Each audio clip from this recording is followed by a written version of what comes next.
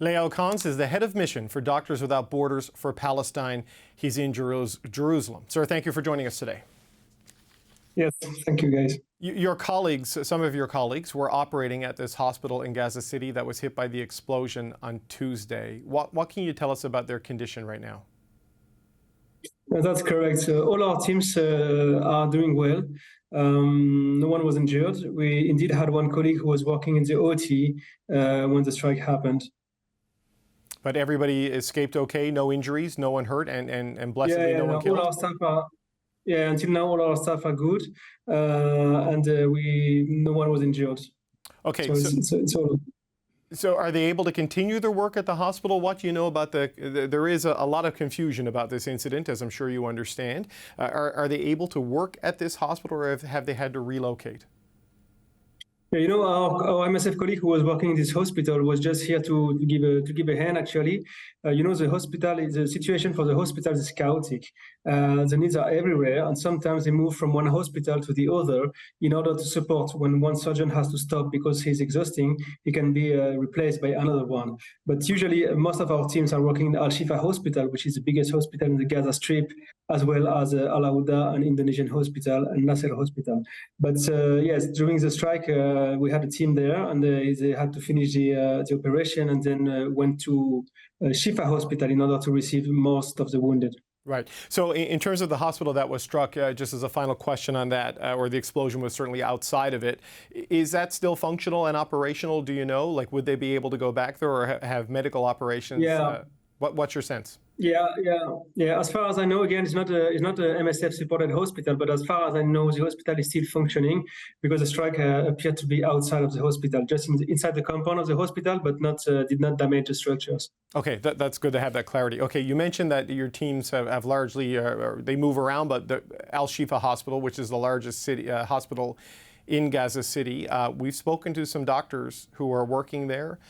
The sanitation is a problem.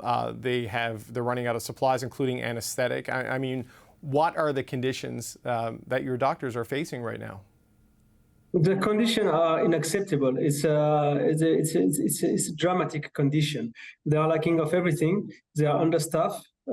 Just 2 days ago, we had to do an operation with only 2 people in the OT. In a normal OT, standard OT, you have at least 6 to 7 people working for one patient. And in some cases, they had to do operation with only 2 people.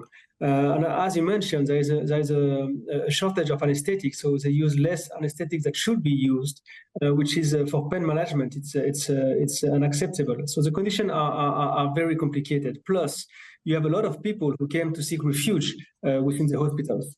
Because the hospitals are believed to be a safe place for the population, because nowhere is safe, but still the population believes that in hospital they can get some safety. Unfortunately, the event of yesterday proves that it's not always the case. But then you have a lot of people within the hospitals, like IDP, internally displaced people. It's almost 1 million now in Gaza, in the whole Gaza Strip. So it's very difficult for the medical team to work on those conditions. Extremely complicated condition to work in. How are they holding up psychologically? I know one of the things about your organization is that they go to where the danger is and to where the suffering is, which is challenging enough, but you put this military operation on top of it. How are they holding up? It's extremely difficult. And it's extremely difficult because most of the time they do like 12-hour shifts. It can be during the day, it can be during the night, but they are also very much concerned for their family, for the safety of their family. They have families there, they have children, they have. So it's psychologically it's extremely difficult. Plus, there is uncertainty about the future.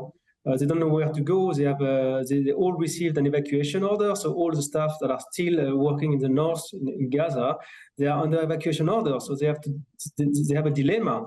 Either they move south and they increase the safety of their family, or they stay in the north and they do their duty as a healthcare workers and they take care of the patients. So this evacuation order actually is inhuman for us, because it's really put the people under impossible choices. And we have to understand that when you ask a whole city of 1 million people to evacuate, and within this evacuation order, you order as well the patients, the wounded, the sick people to evacuate.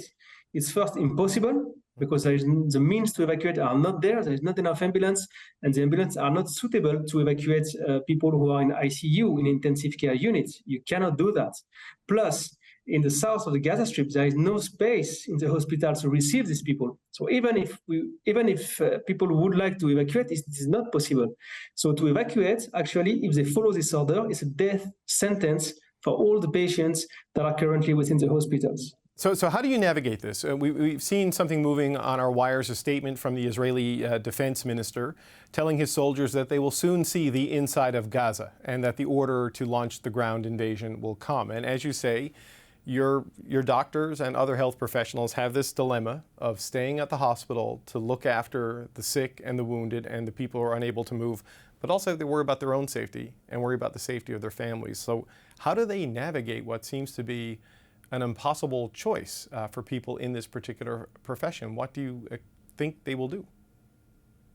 Yeah, honestly, I don't know. Some of them went south. Some of them who went south also came back north, because in the south, they are sleeping outside. All the houses are full. We have to understand that the most densely part of the Gaza Strip is in the north.